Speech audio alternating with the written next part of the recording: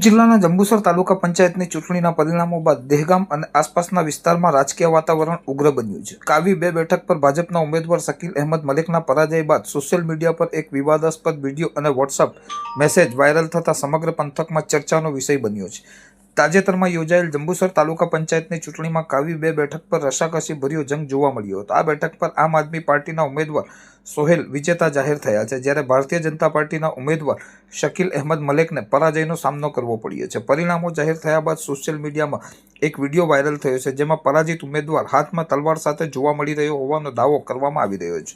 એટલું જ નહીં, પરાજયના રોષમાં ગામમાં પાણીનો પુરવઠો બંધ કરી દેવાની ચીમકી આપતા વોટ્સઅપ મેસેજ પણ વહેતા થતાં ગ્રામજનોમાં ફફડાટ ફેલાયો છે. આ ઘટના પગલે આમ આદમી પાર્ટીના જિલ્લા પ્રમુખ પિયુષ પટેલે આક્રમક પ્રતિક્રિયા આપી છે. તેમણે જણાવ્યું હતું કે ભાજપ સત્તાના નશામાં હાલ પચાવી ન શકવાને કારણે હવે મતદારો અને વિજેતા ઉમેદવારોમાં ભય ફેલાવવાનો પ્રયાસ કરી રહી છે. લોકશાહીમાં હાર જીત સિક્કાની 2 બાજુ છે, પરંતુ હથિયારો બતાવીને જનતાને ડરાવવી તે અક્ષમ્ય છે.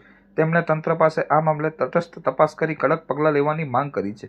બીજી તરફ કાવી પોલીસ આ મામલે સતર્ક થઈ છે. પોલીસ સૂત્રોના જણાવ્યા અનુસાર વાયરલ થયેલ વિડીયો અને મેસેજની સત્યતાની તપાસ કરવામાં આવી રહી છે. જાહેરનામા ભંગ અને લોકોમાં ભય ફેલાવવા અંગે ગુનો નોંધવાની તજવીજ હાથ ધરવામાં આવી છે. આ સમાચાર લખાઈ રહ્યા છે ત્યાં સુધી ભાજપ સંગઠન તરફથી આ મુદ્દે કોઈ સત્તાવાર નિવેદન સામે આવ્યું નથી. આજે ભારતીય જનતા પાર્ટીના રાજની અંદર લોકશાહી જ્યારે ખતમ થવા જઈ રહી હોય એવું દેખાઈ રહ્યું છે.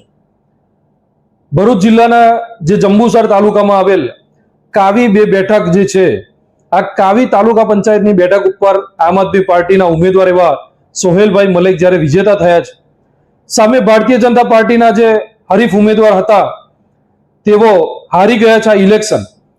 ત્યારે એમને ખુલ્લેઆમ જ્યારે તલવારો કાઢી અને એમને વિડીયો અને પોસ્ટ વાયરલ કરી ને ખુલ્લામાં ધમકી આપી, ગ્રામજનોને, જનતાને ધમકી આપી કે અમે તમારા ગામનું પાણી બંધ કરી દઈશું. આજની તારીખની અંદર એ પાણી પણ એમને બંધ કરી દીધું છે.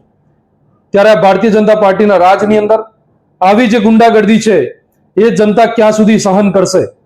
ભારતીય જનતા પાર્ટીના રાજની અંદર બળાત્કાર, લૂંટ, જ્યારે આવી બંદૂકો ખુલ્લેઆમ લઈને ફરવી, તલવારો ખુલ્લેઆમ લઈને ફરવી, આ કેટલું યોગ્ય છે? આ ગુજરાતના આવનારા ભવિષ્ય માટે ખૂબ શરમજનક વાત છે કે આવી રીતે જ્યારે કોઈ પણ પક્ષનો ઉમેદવાર જ્યારે જીતે છે, આમ આદમી પાર્ટીનો આટલો દર સાનો આમ આદમી પાર્ટીનો ઉમેદવાર જ્યારે જીત્યા છે, ત્યારે એમના ઉમેદવારને કંઈક હેમકેમ પ્રમાણે એમને દબાવવાનો પ્રયત્ન થઈ રહ્યો હોય એવી પ્રકારની આ તાનાશાહી અત્યારે ચાલી રહી છે. ત્યારે અમે આશા રાખીએ છીએ કે ભરૂચ જિલ્લા એસપી સાહેબ આની ઉપર કડકમાં કડક કાર્યવાહી કરે અને